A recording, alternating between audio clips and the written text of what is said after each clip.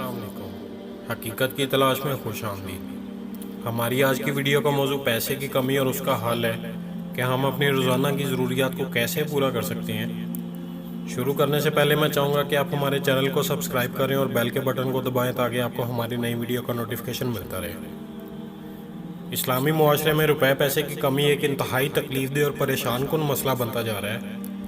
आज हम जिस चीज़ को भी देख लें हमें उस चीज़ में बरकत महसूस ही नहीं होती, चाहे वो हमारा खाना है, हमारी खून पसीने की कमाई है, रिश्ते हैं या फिर वक्त। किसी भी चीज़ में ढूंढने से भी बरकत नहीं मिलती। इसकी क्या वजह है? इन सब चीज़ों में बरकत किस वजह से आती है? अगर हम ये सोच लें कि क्या हमने सारा दिन पसीना बहाकर मेहनत से रिज़्क़ हलाल हासिल किया है तो इसमें बरकत लाजमी होगी। क्या हमारे ऐसा सोच लेने से हमारी कमाई में बरकत होगी? बरकत अल्लाह ताला की तरफ से आती है। बरकत का असल मतलब क्या है? क्या बरकत का मतलब ज़्यादा से ज़्यादा की तलब है? अल्लाह ताला तो कहता है कि ए इंसान मुझसे मांग, मुझसे ऐसे मांगो जैसे मांगने का हक है, मैं तुम्हें ज़रूर नवाजूंगा। लेकिन क्या हम ऐसा करते हैं? क्या हम ऐसा कर सकते हैं?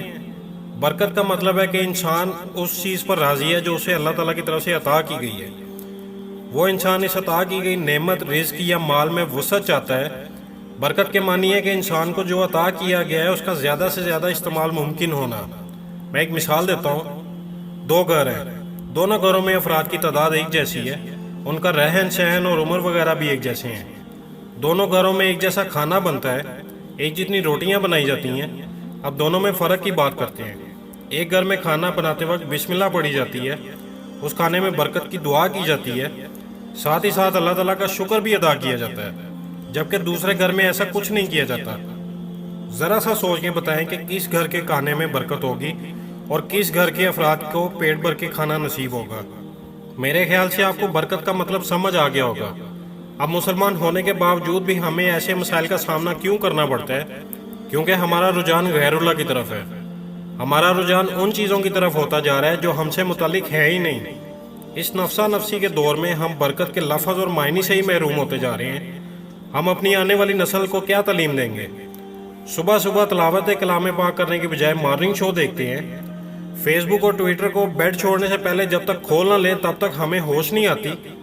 हम में से कितने हैं जिन्हें सोने और जागने से कबल की दुआ याद है? हम में से कितने हैं जो अल्लाह ताला से इस बात पर राजी हैं जो उन्हें अता किया गया? आज हर इंसान ज़्यादा से ज़्यादा की तलब में धक्के तो खा रहा है।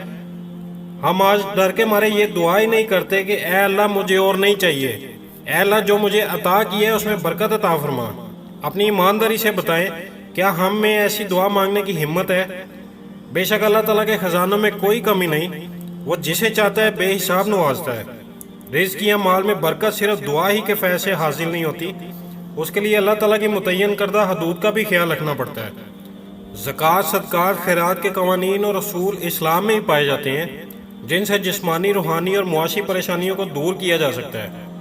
मेरा मकसद किसी की दिल आज़ारी करना नहीं, ना ही मैं किसी मखसूस तिबके को निशाना बनाना चाहता हूँ।